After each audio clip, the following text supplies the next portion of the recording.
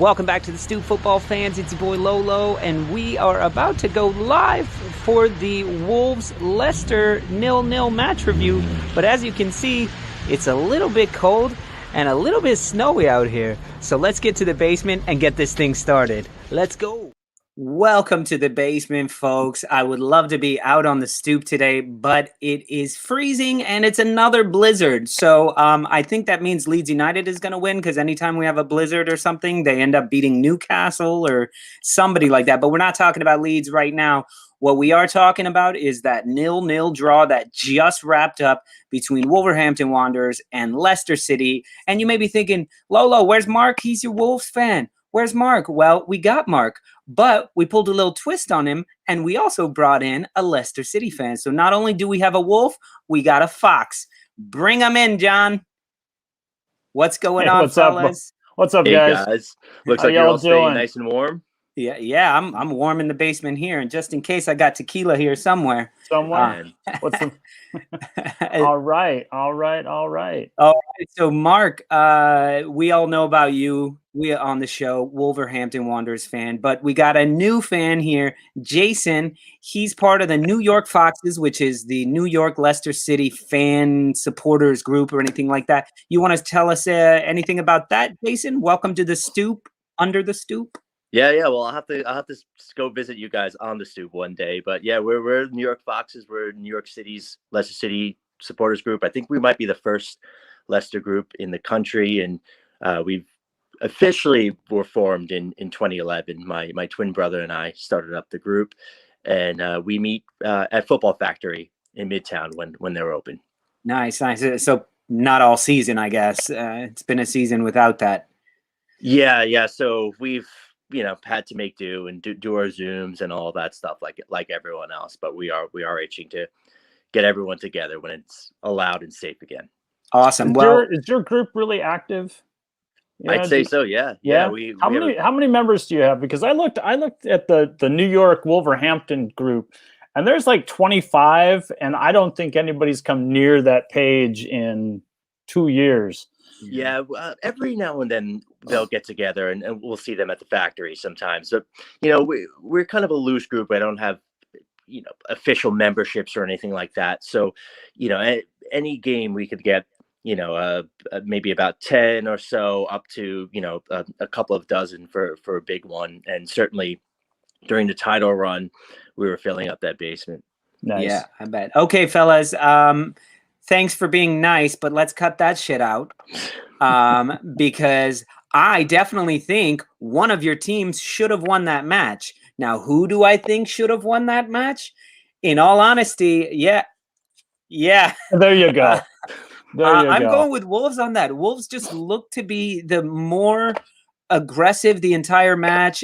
But, I mean, quite honestly, Leicester City has a much better team. You have a much better squad of players. I am in love with Maddison, Albrighton, and Harvey Barnes together in there. I just don't know what happens when some matches all three of them are brilliant, and some matches all three of them disappear. Or not disappear, but just are ineffective. So I know I started to set you up, Mark, to talk, and then I set up Jason to talk. But I want you guys to duke it out. You're being a little too friendly. I'd be pissed off because those were 3 points that should have gone to my club if my club was playing. Yeah, I'm not really sure. I don't think Leicester played as well as they can, as well as I've seen them play in the past. The Wolves played very, very well. It is very disheartening to see that they don't get anything. The Silva miss in the second half is just inexcusable. I don't know how. Is that what 34 million pounds is going to get us? For an 18-year-old, yeah. For an 18-year-old, we're not going to have the patience to hang on to him. I don't think. I'm not really sure what's happening there. Traore had, I think, an excellent game, but can't get the ball to anybody if there's nobody there. That's been kind of an overlying theme of the season. It was great to see Johnny back. I think that gave us some really great pace in the first half. He comes out at the halftime. Pace is completely different. And it also seems just like every time we get, a player back from injury that we lose 2 more. Podence, he's suffering from a hip injury, a torn adductor muscle. He's going to be out up to 6 weeks. We lost Willie Bali to a hamstring. We just can't catch a break. Yeah, you couldn't have done that last week. Well, about Silva, I mean, he, like you said, he's only 18 years old, and I think he will come good, and he's going to be a great player. But right now, and I said this to my brother before the game, I was a little disappointed he wasn't starting, because he probably right now has the worst ratio of skill and end product. I mean, the kid is a great, skillful player, but how many times have you seen this now over and over and over again, where he misses a big chance, where you'd expect a Premier League player to put that away? It was a tough one for Leicester. You talking about injuries without Ndidi in the middle of the pitch. I mean, that's huge. Definitely. And that trident of attacking players, works the best when Vardy's out there making those runs. And I don't know, though, but for to be so confident that Wolves should have won that game, maybe a little puzzling, because I don't think that the team that was really going out there trying to win the game would have taken 20, 30 seconds to take that last throw in at stoppage time. Oh my God. Yeah. That was so like they were Arsenal. trying to get out. That was so Arsenal. And we were. And we were. I'll be the first to admit that. It just, again, it was a better result than I've seen in a while. It was certainly even better than last week. A better result. Yes, you got 1 point.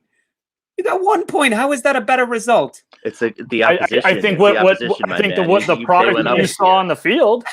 Get the fuck we took 2 players away from Arsenal, and we're still almost losing the game. I mean, look, to do that against a mid-table side like that team in North London, is that anything to write home about it nowadays? And the way we're playing, to take 5 points from Chelsea, Leicester, and Arsenal, I'll take it. We're terrible, and if that's what we're getting, we'll take it. I mean, we're not going to get relegated, but we're not going anywhere.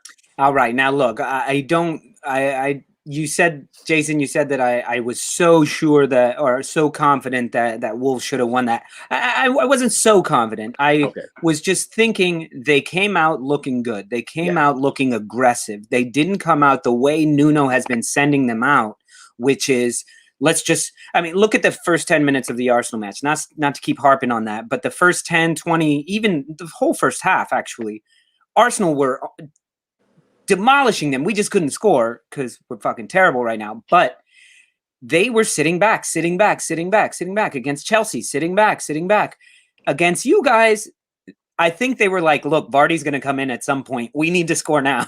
No, I think you're absolutely right. Normally you see each week Portuguese Burnley out there on the pitch, but they did the right thing. And all of us were talking, all the other guys and gals in the New York Fox group, we were saying, like, we just wanted to get this one 0-0 until Vardy came on. Right. That's exactly what you did against Arsenal too. Mm-hmm. Yeah. So I think Vardy was in a little better shape. He was. I was really surprised that they would consider bringing him back after 3 weeks. He came back even quicker than that. It's about 2 weeks or so. That's crazy. And, he came right back. But we were missing Ndidi out there. He gives those attacking players so much more freedom, and we can really bomb the wing backs up the pitch. But they were having trouble. I mean, Justin couldn't get up the pitch at all because he had his hands full.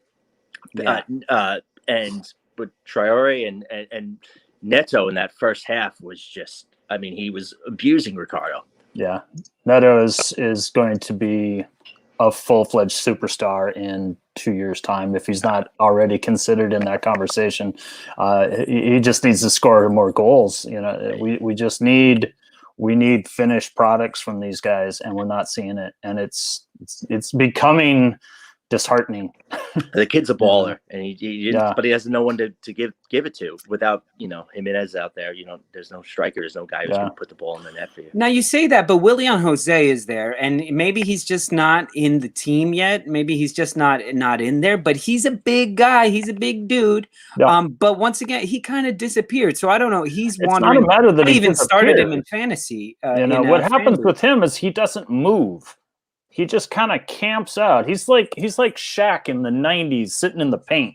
And he just sits there and he's baking a cake and he's reading a book and he's calling his wife. And he doesn't flow, and if you're not flowing, you're not going to get the ball. And it was kind of disheartening today. I don't think he got a single touch. And he's supposed to be the guy that's to help us solve these problems. That we're already having in that position. Well, I think, but he doesn't. He just stays right there and he waits. Yeah. I wish Lawler was here to do the imitation of him just waiting. That's Harry Maguire, the bus driver, who turns about as fast as a bus in Times Square. I don't know what you're talking about. He was clearly worth every single pound of the 80 million that we sold him for. Yes, I did watch the game. Haverson's. I did watch the game, and I don't think he. And I could be wrong. I didn't. No, I didn't he got a touch. He got a few touches, but I didn't see much. So let's talking about touches and talking about Johnny. Not specifically Johnny, but your Johnny. What was that Johnny? No, you. Yeah. Johnny Evans, right? Oh yeah, I thought you were talking about Johnny Evans with a higher than high boot, cleats, studs into the mixer. Maybe he didn't make contact, but there's a lot of talk on Twitter about red card. Where's the red card for Johnny there? As generous as red cards have been this weekend, exactly. I swear he should have. If it was Arsenal, 3 guys would have been sent off for that. I think he didn't. There wasn't a lot of force there. There wasn't much contact. If there were boot is high. If there were boot more, was very high. If there was more contact there, then yeah, we've seen those given. But there wasn't. I mean, the players on the pitch weren't really protesting that much about it. So if they were fine with it, then I'm fine with it. Now, see, you shouldn't have to. You shouldn't have to complain about it. You shouldn't. That's where I'm like, come on. Let me see. I'm trying to pull up the clip here that I had.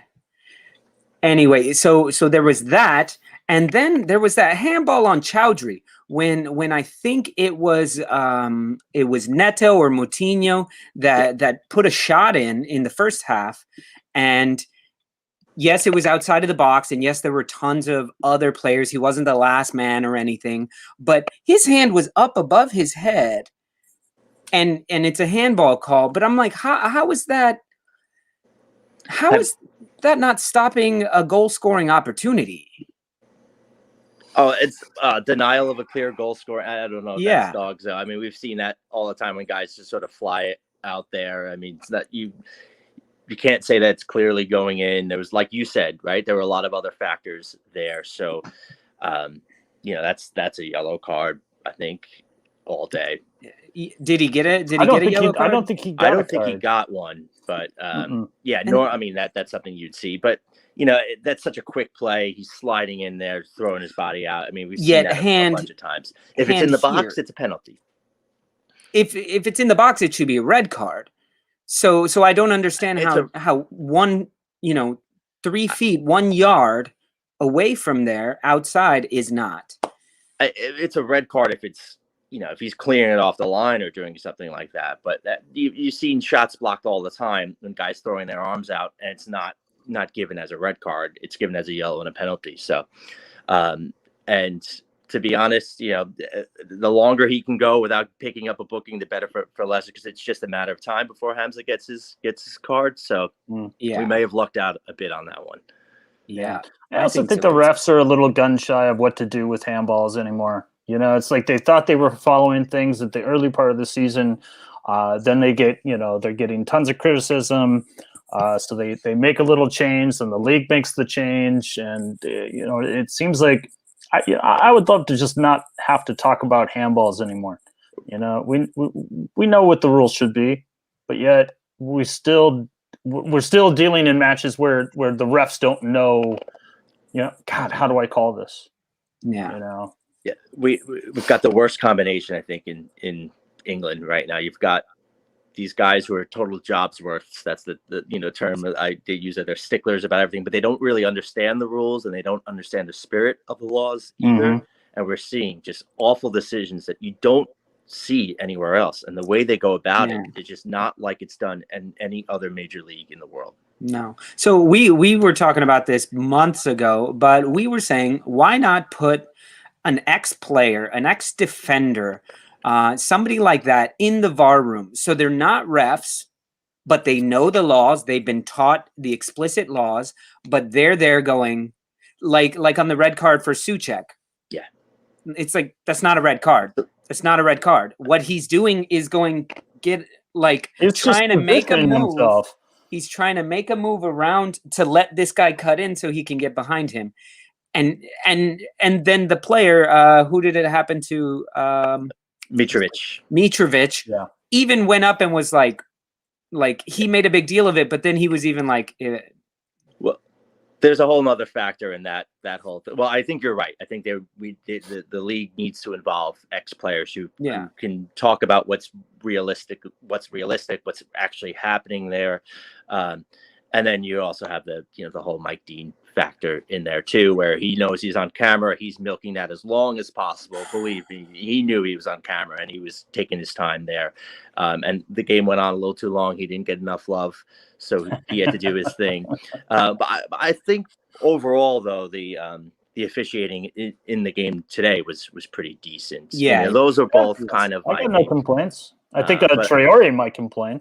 No, but I mean, I was getting nervous. I'm not gonna lie. In the second half, the way that Traore was playing, I was not. I was thinking that we wouldn't finish the game with 11 men on the pitch. Yeah. Because he would eat one. He would just he pick one guy up. Yes, he would definitely he's just one. He's massive. His arms were glistening today. He was definitely in a mood. But today at least there was consistency. And that's all I'm asking for. That's where the Mike Dean, that match was inconsistent. The Arsenal match, Arsenal Wolves, was inconsistent. Even the Arsenal Villa was inconsistent. Like, just either let them play or be very strict. But don't freaking pick and choose. Like, they're just. Then even if you're the most unbiased ref in the world, it's going to look biased because in the end, there's going to be a number of calls that went against one team and a number that didn't. You can never even it out. You're right. Yeah. You're never going to be able to do that at the end of the game, or you force yourself into that situation. I mean, I was a little peeved with Atkinson at the very end. Wolves took their sweet time taking that last throw in. I mean, just looking to kill the game. There's a foul right in front of him at the 3-minute mark of stoppage time, and he blows the whistle right then and there. I was so nervous that when I heard the whistle watching the match, when I heard the whistle, I was like, "Fuck, penalty!" Yeah, exactly. And then it was like, the graphic of the final flashes up, and I go, well, I mean, there was a lot of that from me in the last 5 minutes. With as crappy as our set pieces have been, though, don't worry, it was still been 0-0. Yeah, but Vardy was in there. So that header could have been. By the way, this is for you, Mark. I don't know if you saw that. That's Traore during halftime. What am I seeing? Oh, is he lathering up? There you go. Yeah, there's Traore during halftime. Traore is much bigger than that. Yeah, come on, he missed it. And he doesn't have to work out nearly as much. Better hair too. Better hair, definitely. It's terrible. Well, Jason, I've been saying for weeks now that Leicester City look like a badass team at times. At times, they look like they should be top of the league. They look just so good. Justin is incredible. Kasper Schmeichel is incredible.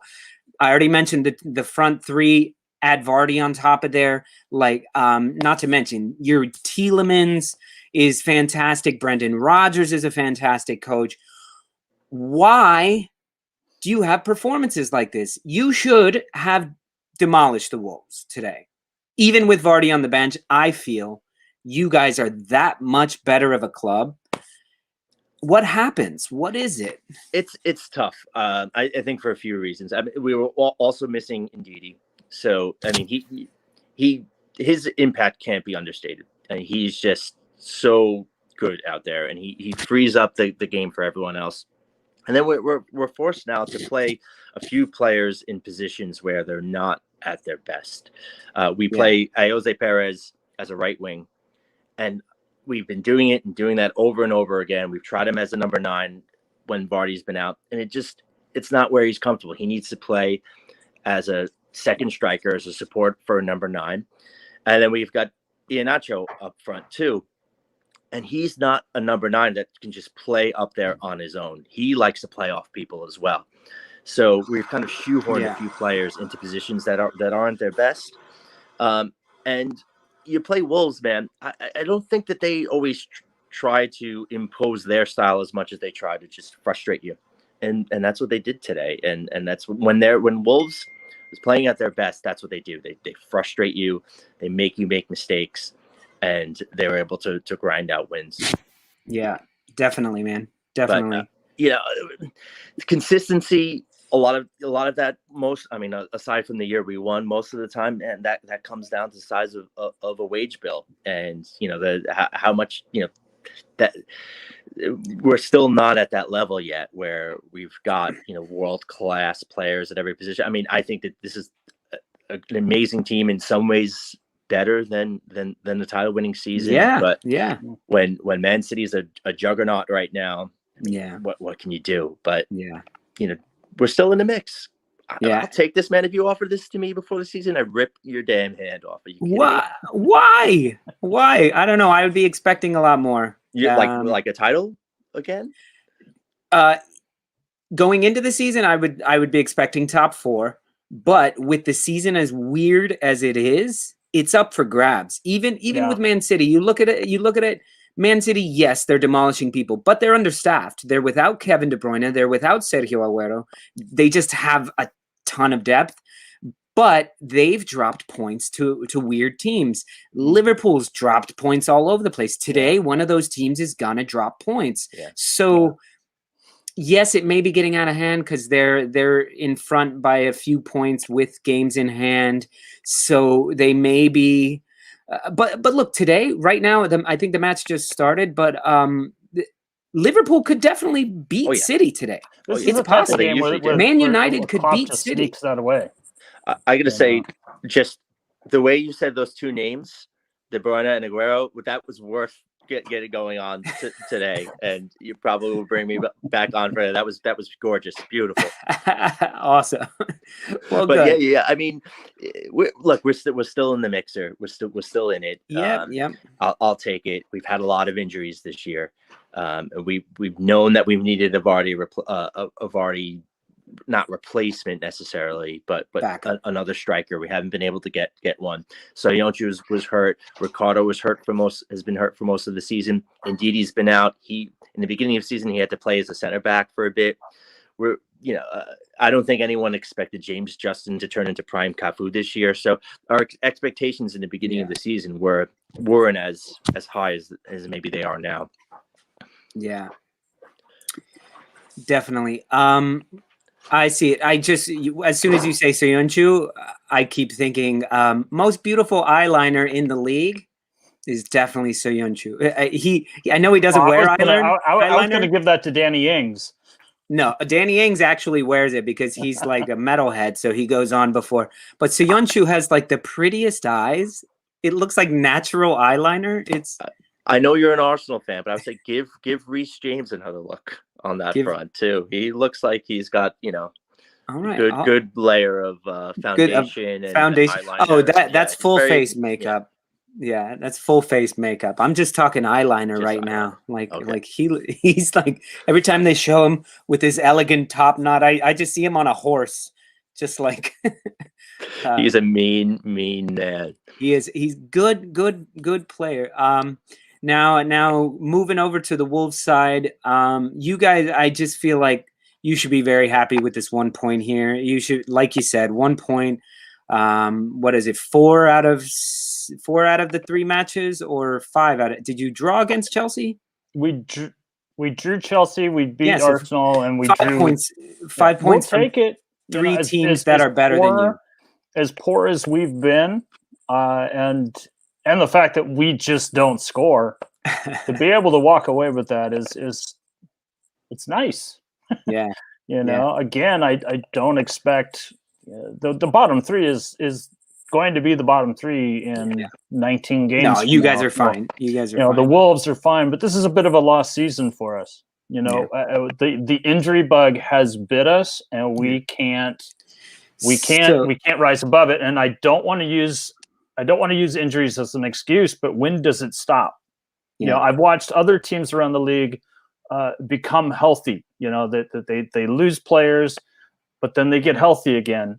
Although I saw that Mikel Antonio might be injured again, and so that's really heartbreaking. Just as a fan of his game and wanting to see him back, but the Wolves have they've been bit by that injury bug, and they can't shake it, and it's just week in, week out. Instead of that injury list growing short, it just keeps getting longer. Again, I mentioned Podence, I mentioned Bali.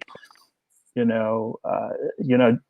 and because of that, there's even thought that it's like Johnny came off at halftime. Was that just because we just wanted to give him 45 minutes and give him, and have him build his stamina up, or did he re-injure himself? I don't know. I think I was probably stamina, or he's just newly back, so that's not odd to see, is bringing someone off at halftime there. But listen, why don't? So if you're saying it's a lost season, and yes, you're probably staying up. It's pretty much you're going to stay up. Why not do the Leeds United sort of thing with Patrick Bamford, where they're starting him no matter what, and start Fabio Silva every single match, let him play 10 more games, 15 more games, and get better, because clearly he's not getting any better in training. Right. So give him that real world experience, knowing that your defense is good enough to get you 0-0 draws half the time. Yeah, I think he's definitely improved over the season. I don't think he's nearly the liability he was, when they were starting him right after the Jimenez injury. Yeah, he's not a liability. But he's just not going to. What I want to see is you can't get in with playing time. And that's I want to see him put on 15 pounds of muscle. He is just a beanpole, and he gets knocked around. And he's on Traore's workout. If he was just if he was Potence's side, he'd be knocked out completely. It's just the boy is just that. He's a boy, and he needs to put on, another 10 to 15 pounds of muscle. I think Traore's got him on the no weights. Traore's got a bit to spare. Yeah. But Traore doesn't use weights, supposedly. So he's like, you can do it all with your body weight. Well, freaking Silva weighs 20 pounds, so he's just not building any muscle there. Okay, so it's 0-0 on the Liverpool-Man City match, guys. It's been a great. We're about the 30-minute mark, which is right where we wanted to be. Jason, thank you so much. I hope you'll be back on the show, and so we'll get all your info from you, and maybe we can highlight some Leicester City matches that don't have anything to do with our teams, so we can all be on your side for once. There you go. Hey, Paul, good to see you. You're a little bit late. You're welcome aboard the Leicester train anytime. All right, man. Well, fantastic. Mark, thank you for being on. Glad when the weather clears up, you'll see me on your stoop. Yeah, well, tomorrow we're going to be outside for Leeds no matter what. They expect a lot from us. So, and the blizzard should be done, and maybe I'll make another slide. Cue the slide footage, John. He's moving. You can hear him. Oh, all right, fellas. Thank you guys so much for being on. We'll talk to you guys later. Everybody watching, don't forget to like and subscribe and click the bell and share this with any Leicester City fans that you know and love, and Wolves fans too. All right. Thank you guys so much. Peace out from Brooklyn.